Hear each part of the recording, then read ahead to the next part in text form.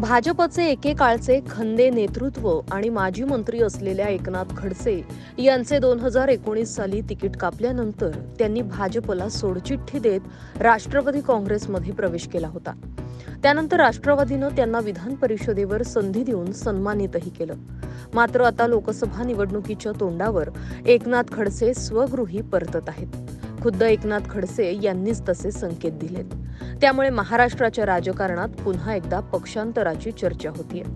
या पार्श्वभूमीवर राष्ट्रवादी काँग्रेस शरदचंद्र पवार पक्षाचे नेते आणि जळगावमधील एरंडोल पारोळा विधानसभेचे माजी आमदार डॉक्टर सतीश पाटील यांनी खडसे यांच्यावर जोरदार टीका केली आहे। तसंच खडसेंना घेऊन चूक केली अशी कबुली खुद्द शरद पवार यांनीच दिल्याचा दावाही त्यांनी केलाय।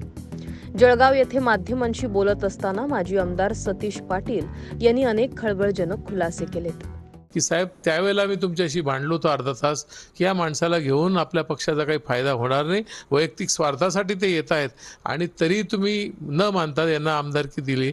आणि त्यावेळेला तुम्ही आमचं ऐकलं असतं, एखादी प्रामाणिक कार्यकर्त्याला ही आमदारकी मिळाली असती तर आज आपल्याला उमेदवारीसाठी इकडे तिकडे फिरावं लागलं नसतं। आणि आज मी आपल्या माध्यमातून हे सांगेल की पवार साहेबांनी परवा असं सांगितलं की सतीश, तू खरंच त्यावेळेला विरोध केला होता, ही माझी चूक झालेली आहे, हे त्यांनी मान्य केलं आहे।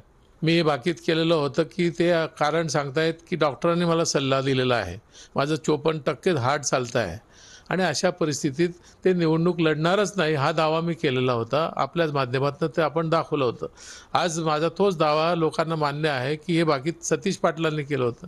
आज स्मिताताईच्या आपल्या रक्षाताईच्या तिकिटाच्या मागे ही सगळी खेळी मान्य एकनाथजी खडसे यांनी त्यावेळेला खेळली होती आणि ते सगळं उघड झालेलं आहे। ते दिल्लीला का गेले होते, त्यांनी कोणाच्या भेटी घेतल्या होत्या, तिथे काय कमिटमेंट झालं होतं, नंतर फोटोही व्हायरल झाले।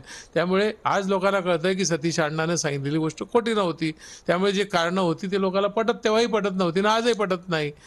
Bureau report, Maharashtra news 24।